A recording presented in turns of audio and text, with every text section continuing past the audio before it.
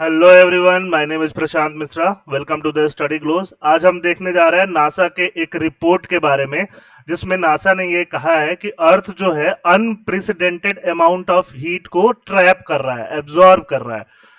इसको डिटेल में देखते हैं। नासा का रिपोर्ट ये कहता है कि अर्थ का जो हीटिंग है वो रफली डबल हो गया है। कब से? अगर हम 2005 से कंपेयर करें तो। और इसमें कंट्रीब्यूटिंग टू क्या हो रहा है? मोर रैपिडली वार्मिंग ओशियंस। ओशियन बहुत ज्यादा तेजली क्या हो रहा है? वार्म हो रहे हैं, गर्म हो रहे हैं। एयर और लैंड भी क्या हो रहा है? वार्म हो रहा है।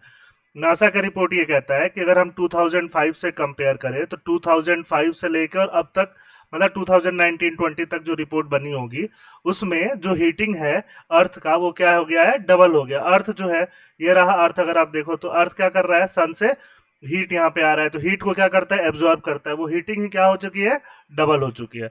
The magnitude of the increase is unprecedented. जो इंक्रीज है हीटिंग का वो अनप्रेसिडेंटेड है, ऐसा नॉर्मन लियोब कहते हैं। नॉर्मन लियोब क्या है? नासा के साइंटिस्ट है, जिनका जर्नल वगैरह क्या होता है? पब्लिश होता है। और उन्होंने क्या बोला था? Earth is warming faster than expected. जितना आप एक्सपेक्ट करते हो, जितना एक्सपेक्ट किया जाए, उससे अर्थ जो है, अर्थ का हीटिंग जो है, अर्थ का वार्मिंग जो है, उससे क्या हो रहा है? फास्ट हो रहा है। एक टर्म आता है जिसको हम लोग बोलते हैं अर्थ एनर्जी इम्बैलेंस, कि अर्थ की जो एनर्जी है वो इम्बैलेंस हो रही है। इसको हम लोग कैसे डिफाइन करते हैं? ये होता है the difference between how much energy the planet absorbs from the sun and how much it is able to shed. कहने का मतलब ये हुआ, अगर ये हुआ सन अपना, तो सन क्या हो गया? बाहर से ये सॉरी, ये हो गया अपना अर्थ। तो अर्थ क्या करेगा? सन से एनर्जी एब्जॉर्ब करेगा। तो सन से एनर्जी एब्जॉर्ब कर रहा है, और साथ साथ में ये क्या कर रहा है? रिलीज भी करता है। बाहर निकलती है जो एनर्जी आएगी, तो एनर्जी एब्जॉर्ब होगा। कुछ पार्ट एनर्जी का क्या होगा? रिफ्लेक्ट हो जाएगा, और कुछ पार्ट ट्रांसमिट हो जाएगा। तो पूरी की पूरी एनर्जी जो सन से आती है वो अर्थ ट्रैप करके नहीं रखता। बहुत कम पार्ट ट्रैप करके रखता है, बट जितना वो ट्रैप करता है उसी को हम लोग क्या बोलते हैं? अर्थ एनर्जी इम्बैलेंस बोलते हैं। तो अब हो क्या रहा है? हो ये रहा है कि पॉजिटिव इम्बैलेंस है। पॉजिटिव इम्बैलेंस का मतलब अर्थ जो है एनर्जी ज्यादा ट्रैप कर रहा है, मतलब लूज कम कर रहा है। सन से जो एनर्जी आई उसको लूज कम कर रहा है, और ट्रैप ज्यादा कर रहा है, मतलब उसको एक्वायर करके रख रहा है। तो इससे क्या हो रहा है? इससे ग्लोबल वार्मिंग हो रहा है।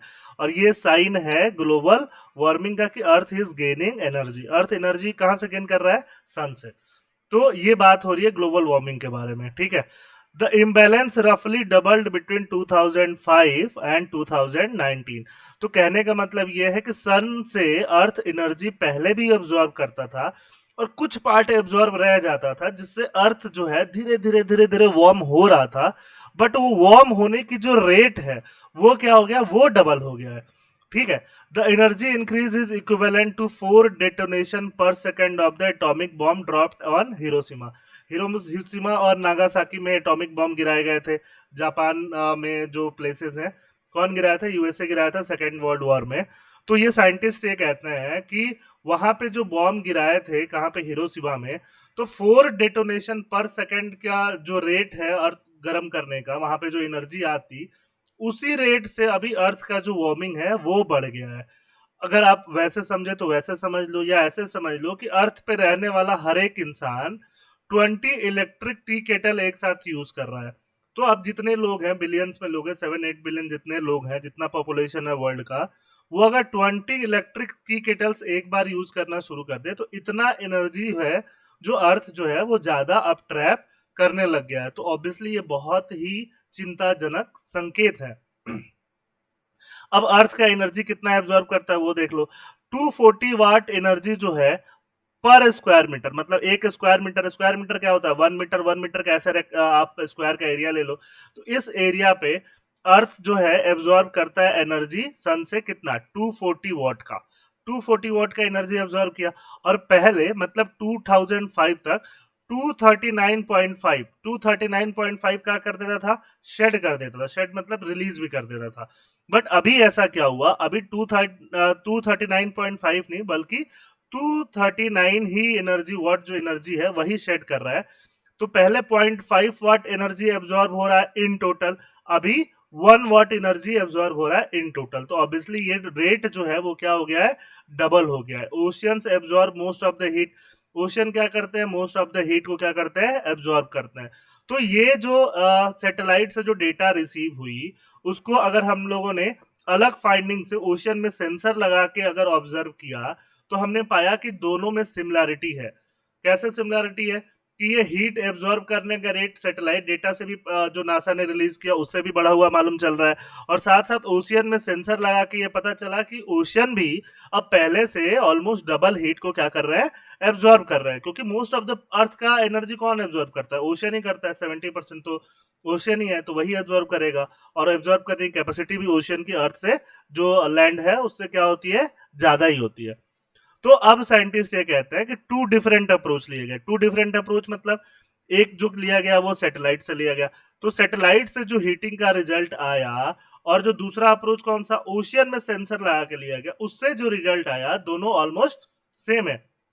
दोनों सेम ट्रेंड को क्या करते हैं, डिनोट करते हैं।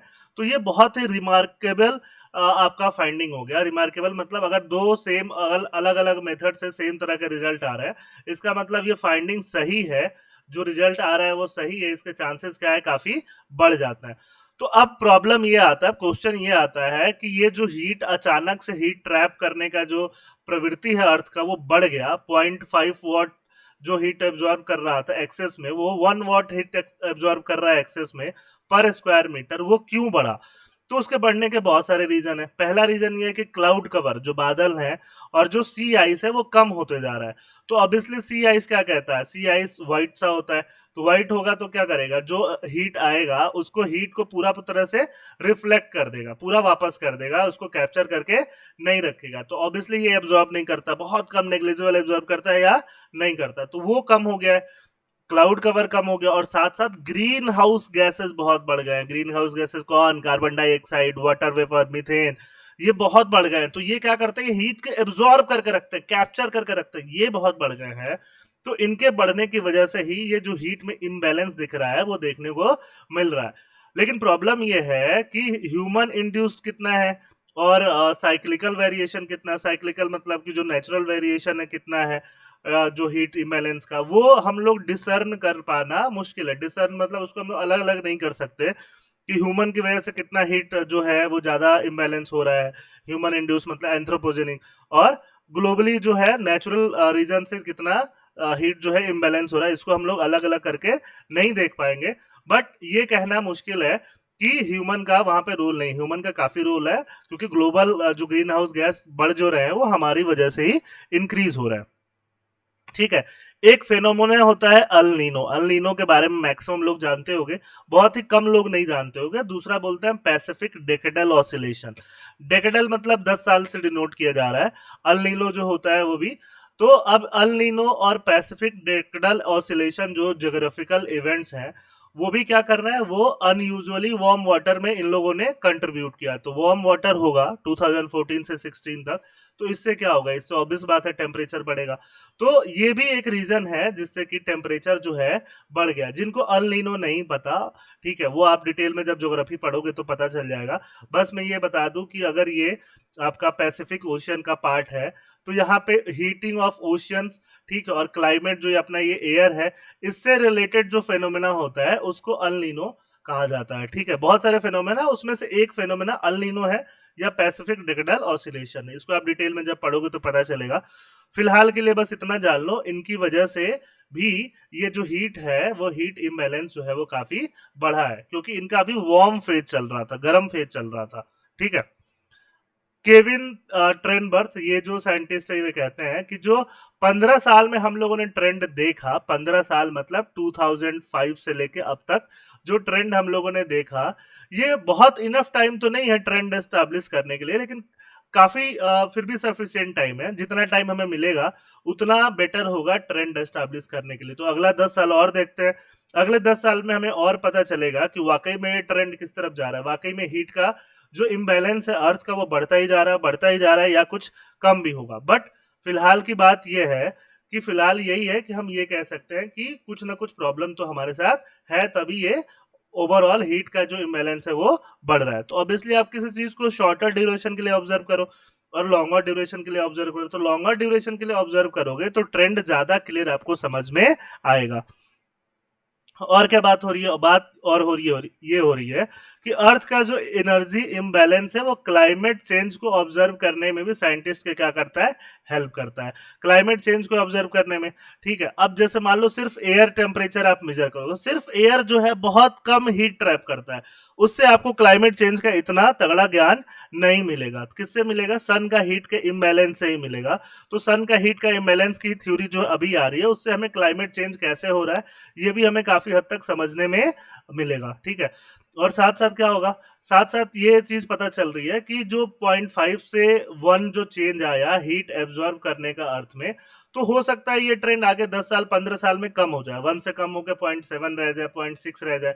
बट अभी के लिए हमें डरना इस बात से चाहिए कि ये जो बढ़ा है, ये बढ़ा हुआ जो है यही डराने के लिए काफी है। ऑब्वियसली अगर हीट बढ़ जाएगा, ओशियन में हीट बढ़ जाएगा, टेम्परेचर राइज होगा, तो हरिकेन जो है, हरिकेन साइक्लोन जो अभी आप देख रहे हो इंडिया में साइक्लोन्स की फ्रीक्वेंसी काफी बढ़ गई है, तो ये बहुत इंटेंस हो जाएंगे, बहुत इंटेंस मतलब और धूम मचाएंगे। ठीक है, और इनके वजह से क्या होगा, जो परेशानी है, जो डिवेस्टेशन है वो और बढ़ जाएगा, मरीन हीट वेव्स भी क्या होंगे, और बढ़ जाएंगे। तो ये पूरा टॉपिक किससे रिलेटेड हो गया, अर्थ का हीटिंग जो बढ़ गया है, अर्थ का जो हीट एब्जॉर्ब करने की कैपेसिटी जो है वो बढ़ गई है, उससे रिलेटेड है।